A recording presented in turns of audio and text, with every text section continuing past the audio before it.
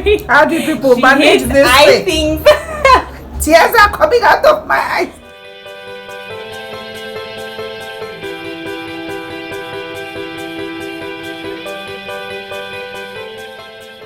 Hey beautiful people, welcome back to another lab session. So today is a super exciting day for me. I have my second guest ever, my beautiful mother. So this video is basically going to be me, as the title suggests, doing her makeup. My mom is not one of those makeup people. She is classic red lipstick and black eyeliner, like that's it. She does not have the time. So today I get to play with her face while we talk mother-daughter relationship. So both of us are very close, are pretty much best friends, for those of you who know us. And I'm just going to I just wanted us to talk a little bit about how we got here, how our relationship has evolved, from childhood and all of that. And hopefully we all enjoyed this video. Before we get started, I just want to say thank you for 100 subscribers. I know it seems like a pretty small milestone, but for me it's huge. I really appreciate all the support and all of you who keep watching my videos, commenting, liking, sharing, and subscribing. If you haven't subscribed, thank you. I want to say a big thank you, and hopefully we keep growing together. And I really hope you guys enjoy this video. So let's get started. All these little things that you would do that made me not like you as much. Because I was like, why is she always after me? I didn't even get that most of the things I was doing weren't right. Because to me it was just like, I'm not like the worst child in the world, you get, and like, why all this punishment on only me? But then, like, as I grew older, I feel like it kept evolving. I kind of understood you more. We spent more time together, and it was basically me being able to see things from your perspective and understand where you were coming from. And then it helped us, you started listening to me, giving me opportunities to speak, and really taking, I really felt like every time you gave me an opportunity to speak, you actually listened to me and took what I was saying into account. If it was something you needed to change, if it was something we needed to discuss, we started having discussions and not just one-sided rules and regulations, you get. Well, first and foremost, you were very stubborn. That in itself made you get the punishment you got. Mm-hmm. But nevertheless, as a child growing up, your parents have the right, the responsibility, the right and the responsibility of training you, because they need to make sure that at the end of it all, by the time you grow up into a responsible and respectful and respectable person. Those three things: responsible, respectful, and respectable person. So anything that will ensure that the end result is achieved will be explored. Quite all right. I did not beat you so much because I don't believe in too much beating of a child. I don't. But I believe in a child does something, you take away temporarily what the child really loves. Like, you enjoyed sitting in front of the vehicle. Mm-hmm. So making you not to sit in front of the vehicle after you must have done something wrong was a good punishment, because if I had beaten you, you may not understand the beating, or the beating may have been much more than the offense warranted, or it may be too little. Yeah. And you may not have learned the lesson. So it was basically just analyzing every situation, everything that I did wrong or right, and figuring out what the best possible course of action was at the time, right? Yeah. Because I feel like a lot of parents, or mothers these days, or not even just these days, but in general, they just stick to one form of punishment. Yes. And they go with that, not minding either the gravity of the offense, or how their child is, or how their children are. Because some children don't even respond to beating. Like, you can beat them from today till tomorrow, and nothing is going to change. That child sometimes even gets worse. And the parent is like, but I have done everything. I have spare the rod and spoil the child, and they only go by that. Yeah, it's for the parents to know what really suits the child. For instance, if your child expects you to buy ice cream when the day is over from school, and meanwhile the child did something wrong, the best way to punish that child is not to buy that ice cream. The child will even cry much more than if we were to beat that child.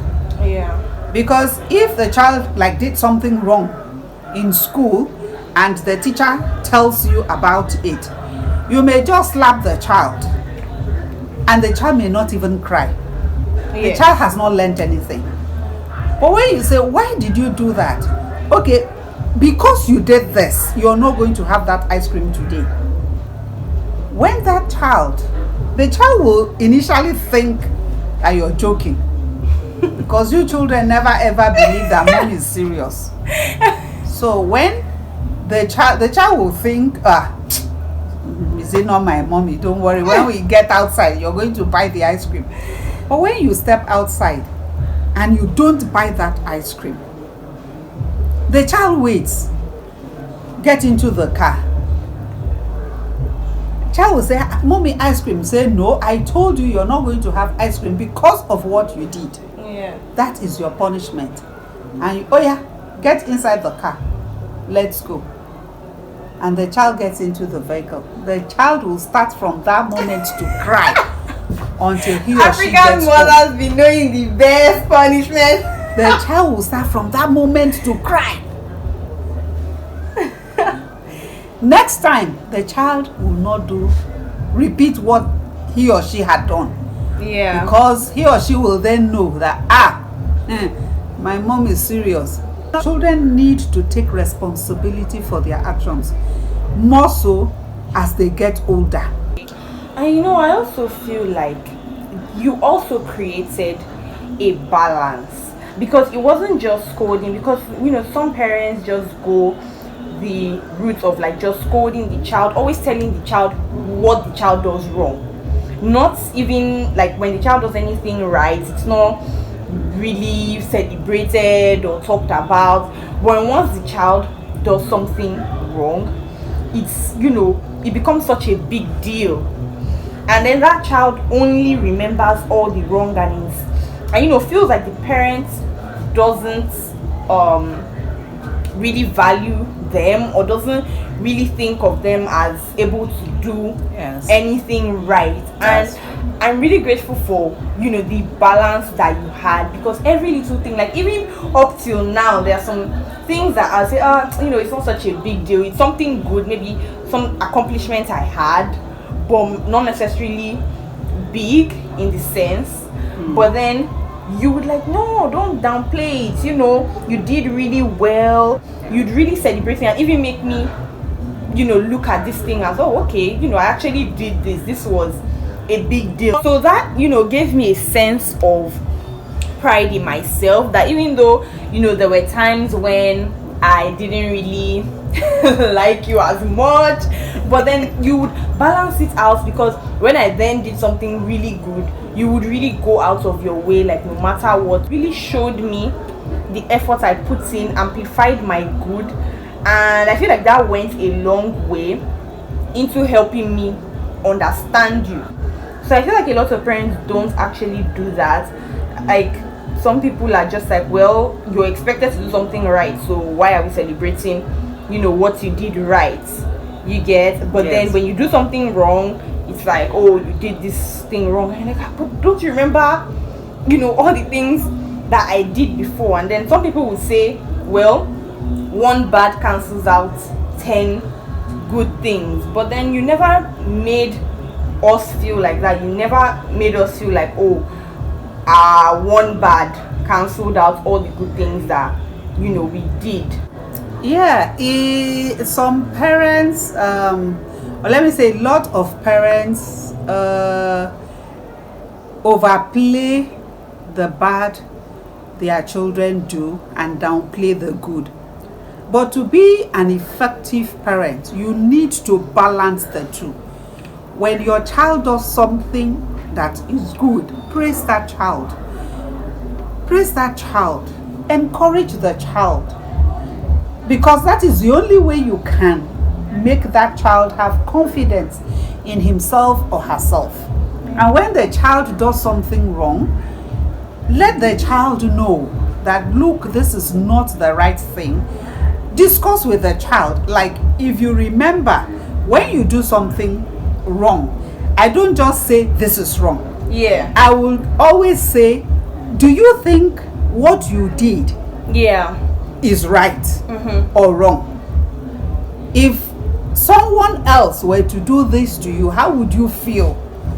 I always allowed you to reason things out for yourself. Yeah, definitely. Because when you allow the child to reason things out, number one, it helps the child to think deep about his or her actions. Not just between the parents, but also amongst friends, amongst classmates, classmates, and so on. And when the child gets into the larger world, amongst colleagues, you have to be able to reason out, what I have done, is it right? If somebody were to do it to me, how well or how will I feel? Yeah. How acceptable will it be? So I tried as much as possible to allow you to think for yourself. Yeah. To allow you to figure out for yourself whether your action merited what you got. Every parent has to, allow the child to be himself or herself and allow the child to think deep. Because by the time you balance the two, the child will be able to, understand himself or herself, realize his or her limitations, and realize his or her strengths and weaknesses.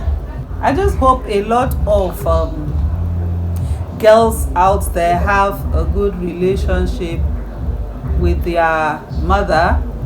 Yeah, because it's so nice. Honestly, it feels so good. I feel like we even became close really after secondary school. Yeah, like that because we were more mature.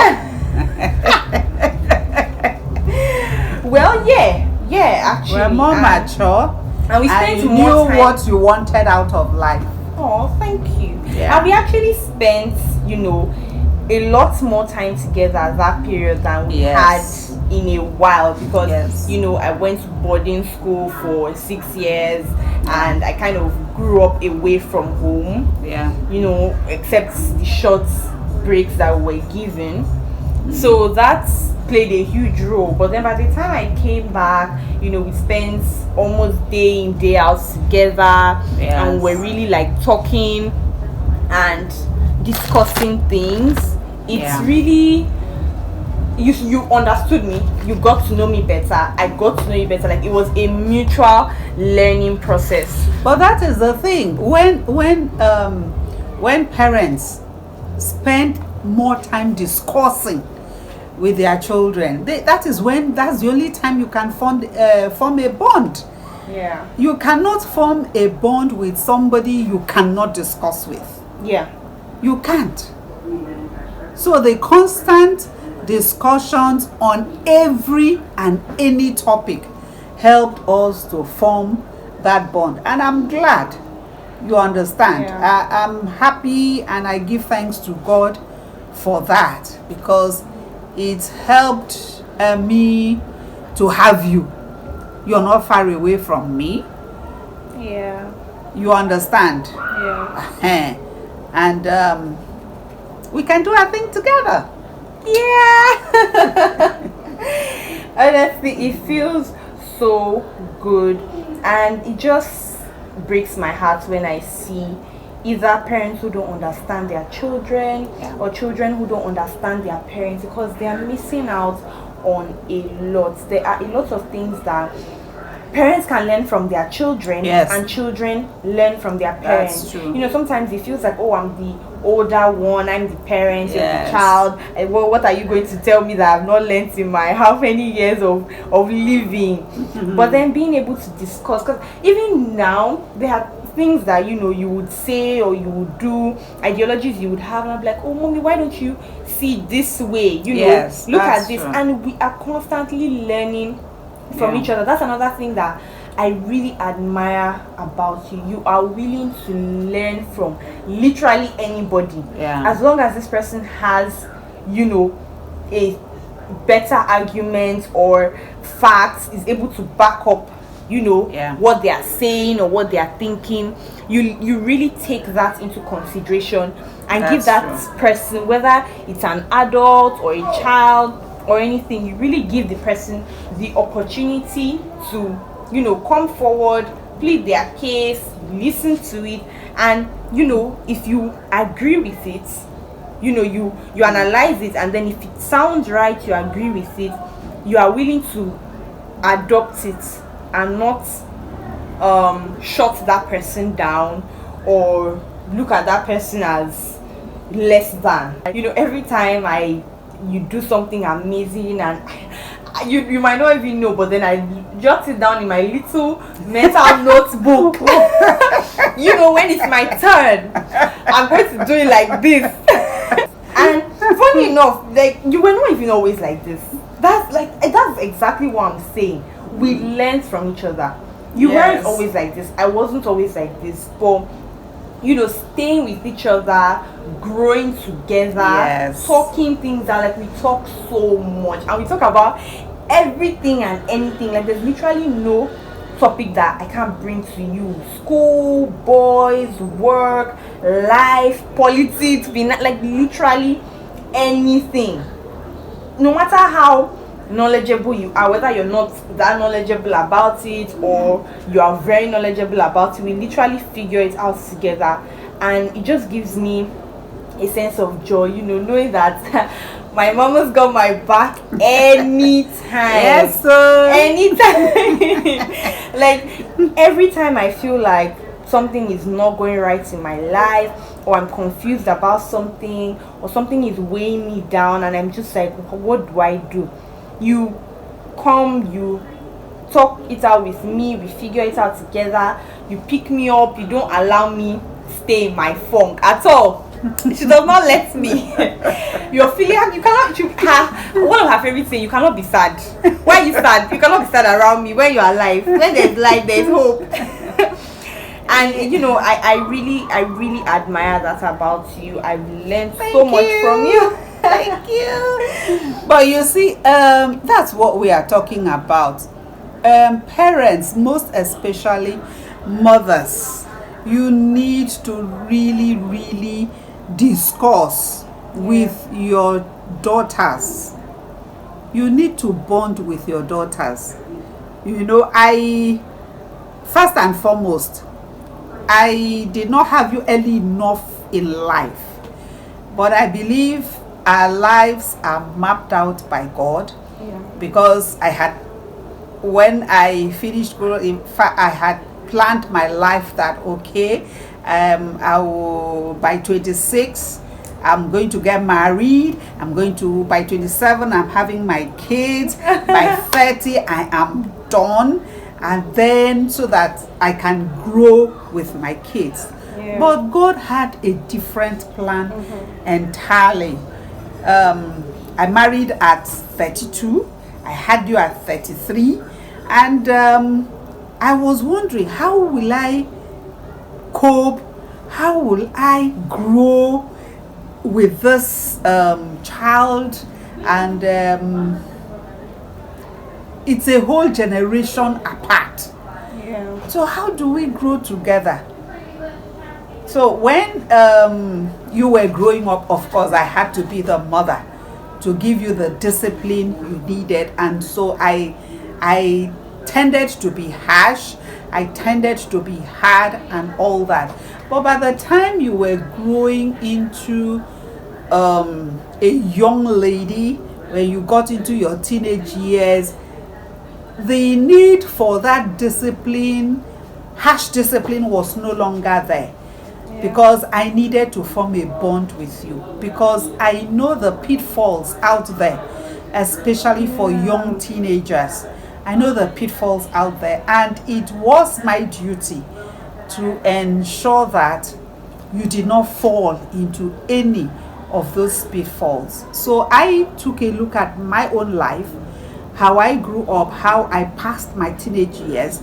I learned from my own mistakes and said, no, my children will not, have the same mistakes I had. Whatever mistakes they have, let it be of their own making so that they can learn from that. So I had the urge, the push to ensure that you come out a decent young lady, which you are today.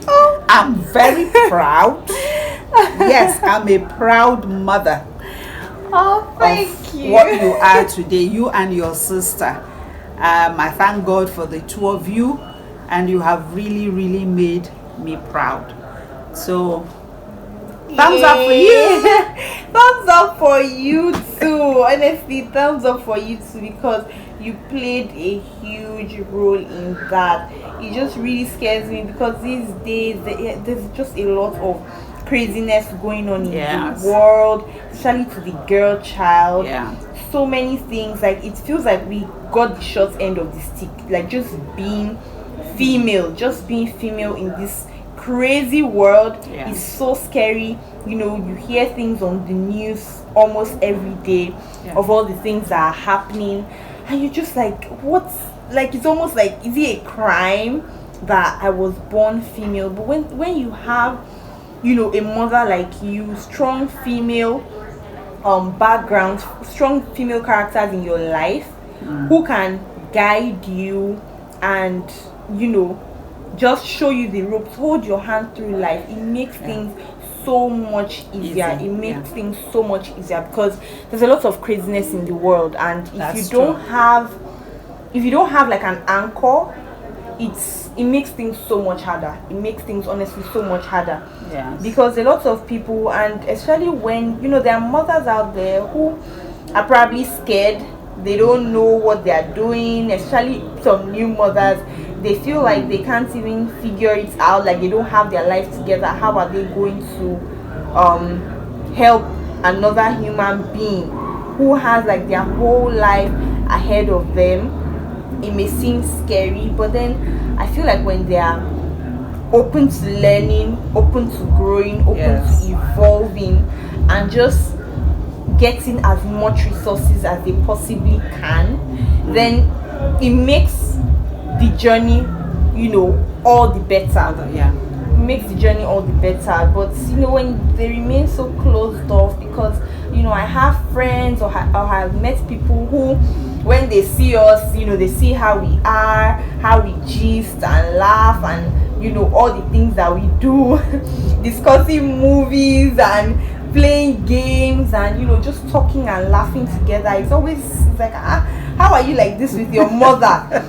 It's always as if you're supposed to be so, yes ma, no ma, I'm sorry ma, you get that kind of thing. But that has never been us. That has, even growing up, that was never our style. So I just really, really, really wish that a lot of people would be willing to unlearn and relearn a lot of things. Like, when once you you feel like you have it all, you know it all, there's literally no need for you to, like, what could you possibly say or do or think that would be better than, my idea or what I know, then that creates a disconnect, and I don't think it works out well for anybody. Yeah, but then again, you have to understand that it takes the character of the person. I am a very free-spirited person. Yeah. I am not uptight. I am not an introvert. I love making friends. I love being happy. I love the good things of life. You understand? So if you have somebody who is introvert, somebody who is always shy, somebody who is harsh, you may not have had the same result. You understand? Yes, you're so right. for us to have this kind of relationship, it's because of my person, who I am, and my convictions in life. If I had been a different person, perhaps we may not have had the relationship, the kind of relationship we have today. That's true. And also the kind of person I am, if I wasn't so open or loving, if I didn't grow up in the kind of home that I did, because like I said, when growing up, I didn't feel the same way I feel about you now. That was not how I felt about you then. But then I was willing to make the effort to break down previous notions and really get to know you. And then yes, you being the person that you were or you are, you were really open to that, and you made it easy for me. It was basically like an easy process, something that I didn't need to struggle so much to have. I didn't need to struggle so much to get to know you. I didn't need to struggle so much to understand the kind of person that you were, and you're kind of an open book. I mean, the same feeling, the same way I feel about you is probably the same way anybody who has met you would feel about you. So that is why children need to open up, because you opened up. Without opening up, you can't expect your parents or your mother to know what is in your thoughts. And you remember when I ask when you are moody, because I have read you, I know your expressions and all that. And when you're moody, I will always ask, what is the problem? And the first thing that comes out of your mouth is nothing, until I will probe and probe and probe before you will, come out to say, this is what I'm going through, or this is what the problem is. And from then on, I can help in any way, possible. That is possible. But if you don't open up, there is no way your parents will know what you're going through. So it is a two-way thing. Your mother gives you audience. You also need to open up and be plain. This thing is also, like you said, it's all about personality, because there are a lot of children who even try to talk to their parents, who try to talk to their mothers, and they are not even given that audience. Yes, you're right. There are a lot of children who, even when they ask what's wrong, they don't open up. But then there are lots who actually open up, who would even beg you. Yes, like and their parents. They're crying out, and they're not being listened to. And that is true. So this thing is really all about the two individuals, or all the individuals involved. A lot of them are, sorry, open your eyes. A lot of them are their personalities don't just match. Because that's That is another true. thing. People tend to forget that even though their children are their children, they have a lot of different, personalities. So many factors true. have come into play in their growth and development, and they can't be exactly like you. Some parents feel like their children should be the way they are. Like, this isn't how I was when I was That is growing true. up. I didn't do this to my parents. But then you forget that these children are individuals first and foremost.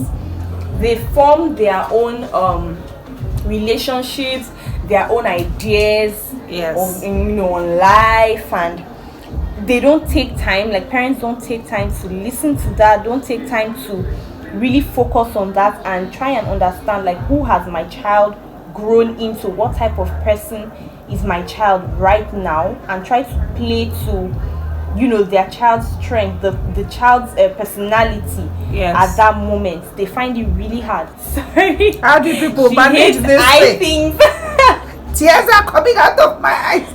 Sorry, Sister baby, Toda, I'm coming. I am No, crying. How do you guys do this? Today I told you, now that you're here, I have gotten you.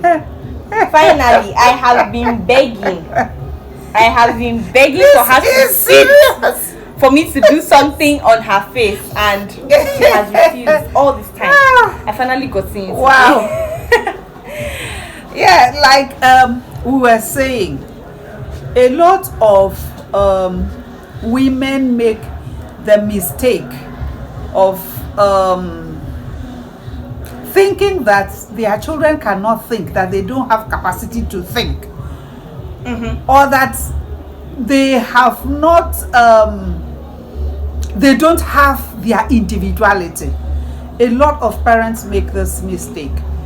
They don't believe that the child has grown, and so the child has his or her own thought patterns, his or her own ideology or ideals.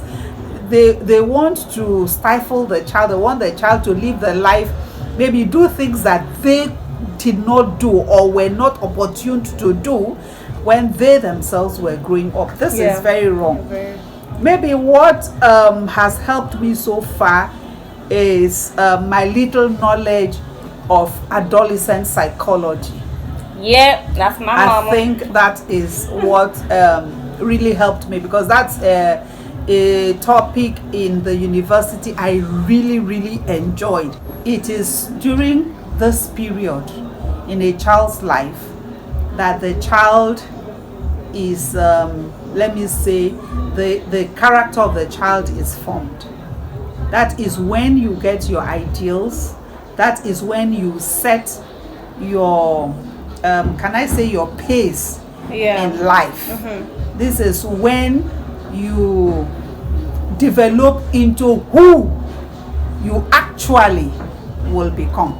I really get scared for people who are that age and don't have that kind of guidance that they need, because that's when they feel all grown up. I know how grown up I felt, when I was just a teenager, and then I compare it to now. Like, I look at my little sister, who is also, who is now in her teenage years, and I'm able to actually see things from your perspective, because there's some things she would do and I'm like, that's not right, you shouldn't have done. And then I have to take a step back and I'm like, when I was that age, like, I did the same thing or worse. So I can understand how you felt when you were trying to guide me, trying to rein me in at that age. Like, no, this thing, like, you tell me some things like, this thing that you're doing now, you will get to an age, you will do it and you'll be tired. And I'm like, I can never be tired of this. I can never, it felt like that was all I wanted to do. That was all I needed to do at that time. And looking at it now, taking a step back and analyzing it now that I'm a little older, it's like, wow. And I know that even when I grow even further, Yeah. I'm going to even look at this time in my life and understand things better. Look That at is things true. that I have done that you've told me this is not right, and I'm probably still fighting it. I'll look back at it and I'm like, wow, I actually understand now why those things were not actually right. He had to fix the lashes of Kara because her eyes are well. She cries so much. That's why I had to even do the eyes last, because they already know me. I like doing eyes first, but with you, you have to try something different. Let me just do the lipstick and then we'll round up.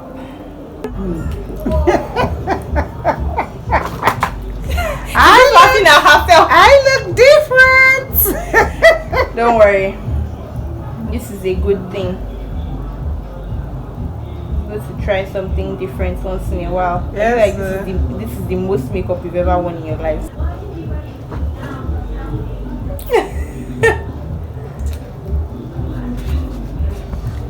Your eyes are like practically non-existent. Yes. I can see the eyelashes. Oh my goodness. Wow. Okay. This is wonderful. Oh, thank you, baby.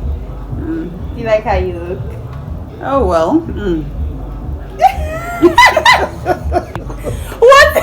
What is that? You did not say yes or no. That one is your business anyway. That's your business. Wow. A skinny nose. Have you ever had a skinny nose before? This is a whole new experience. Yes. Wow. Well, it's okay. From what I can see. You look beautiful, baby. Oh. How do I look? Okay, so I'm just going to use setting spray and then I'm going to style your hair. That's my mom, guys. Hello. How do you like your look? A makeover. Beautiful.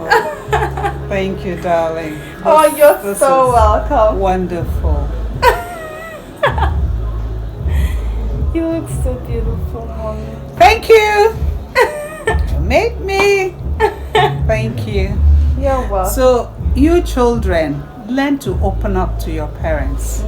Words Because of wisdom. without that, there is no way your parents or your mom, let me use mom because this is a mom-daughter relationship. Yeah. When your mom does not know what you are going through, there is no way she can help you. Yeah. Bond with your mothers. Like I've bonded with mine. I love you so much, mommy. Love you too, loves. Alright guys, I hope you really enjoyed this video, and as you can see, my mom looks gorgeous. Like, oh my god, Yes. Gorgeous, honey, gorgeous. So thank you so much. Subscribe if you haven't already and give this video a thumbs up if you enjoyed it. Let us know in the comment section. You can also wish my mom a happy birthday since this is still her birthday week. And let us know if you have any other questions. If you have anything at all that you want to ask my mom, I will definitely direct it to her. So please leave that in the comment section. Let us know in general what you thought of this video. Show your parents this. This could be the wake-up call that your mothers need. And I will see you in my next video. So until next time, please stay safe. Love yourself. Love everyone around you. Chocolate, milk, or anything. Bye, guys. Bye.